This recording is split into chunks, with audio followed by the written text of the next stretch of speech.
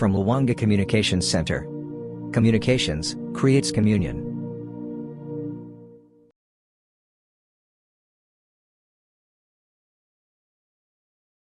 I'm Bishop John Obala Owa of the Catholic Diocese of Ngong, and also the chairman of KCCB, Canon Law National Office. Well, every year, the Canon Law Society of Kenya holds a convention. And this year we are pleased to have this convention here in Mombasa at Bishop Butler Pastoral Center in Tudor.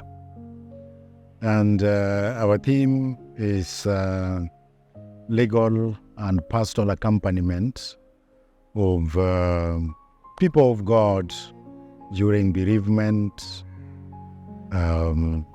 vulnerability, and marriage.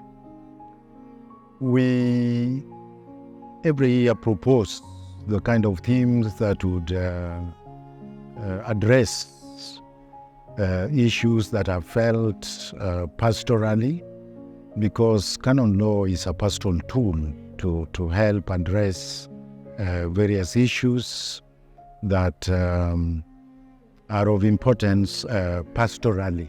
Canon law is a pastoral tool. So first of all, that is the link, that canon law is a pastoral tool. So it assists the pastoral agents in order to address the pastoral issues that come from the Christian faithful. One way is, for example, marriages, in marriage preparations. Canon law directs how the pastoral agents should prepare Christians who want to solemnize their marriage. And with canon law, we get to be equipped to know what exactly does the church want. What does the church teach?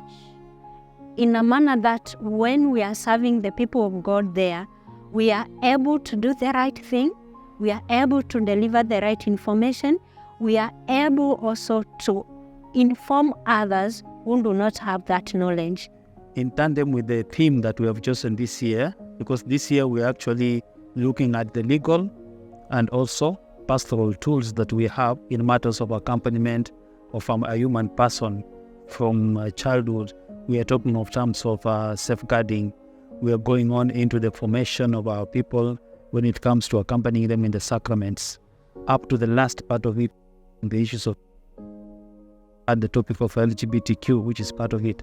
This, in general, forms up a nutshell of what is going to prepare not only the priests who are coming from out, but also our own priests in the diocese, because these are challenges that are facing everyone. Another intervention is when marriage has to be rectified.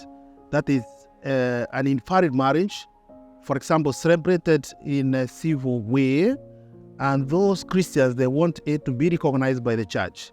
Canon law assists those couples, such couples, by a mechanism called senatio in radice, that is healing from the root. Again, we are seeing a trend where many people are asking for declaration of nullity, or even some of our Christians. There seems to be an influx of those seeking divorce in civil courts. And so it's for us to look inwards and see what can we do to change this scenario, and issues of engaging more in preparations of couples so that they understand the nature of marriage, they understand the impediments that could later, render marriage invalid, that these issues are addressed. Another intervention is in the tribunals, whereby a couple whose marriage has failed, has broken down irretrievably, and they seek from the tribunal to examine whether their marriage was valid or not valid. So those are the interventions, some of the interventions that canon law contributes for the well-being of the Christians. So we have to improve our own schedules, our own measures of how we prepare our people. And I'm happy that that topic has been covered very well. The 4 stages of marriage preparation accompanying our couples. That we are now going to handle the issue of bereavements, which is a big challenge. Who is supposed to be accorded Christian burials? So these are things that are going to even make it easy for our people, because lack of knowledge makes us make big mistakes. Bereavement, what exactly we have been examining is who should be granted ecclesiastical funerals and who should be denied. And the law of the church stipulates very clearly those to whom the ecclesiastical funerals ought to be granted, and those like notorious sinners, like schismatics, those who have left the church, it should be denied. So the law simply tries to help pastoral agents and ministers to work within an orderly manner, so that ecclesiastical funerals are not denied those who actually qualify.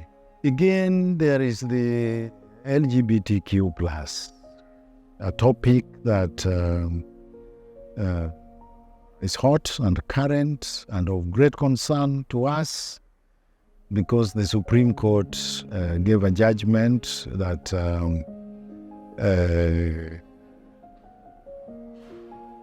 gays and lesbians, could have the association. Much as we are aware that the law is not discriminatory, we, coming from the background that what God ordained according to nature is that marriage can only take place between a man and a woman, and it is provided for in our constitution. Personally, I've specialized in matters of marriage. Why? Because for me, without the family, we cannot talk about society. So when things are good in the family, we are sure of a good society, we are sure of a good church. And also, we have come to a moment where every one of us, man or woman, lay or religious, has a responsibility, and especially when it comes to the matters of taking care of the family, because all of us come from families, and we find joy when we find our families are joyful, are happy, and there is development and progressive when it comes to life as such.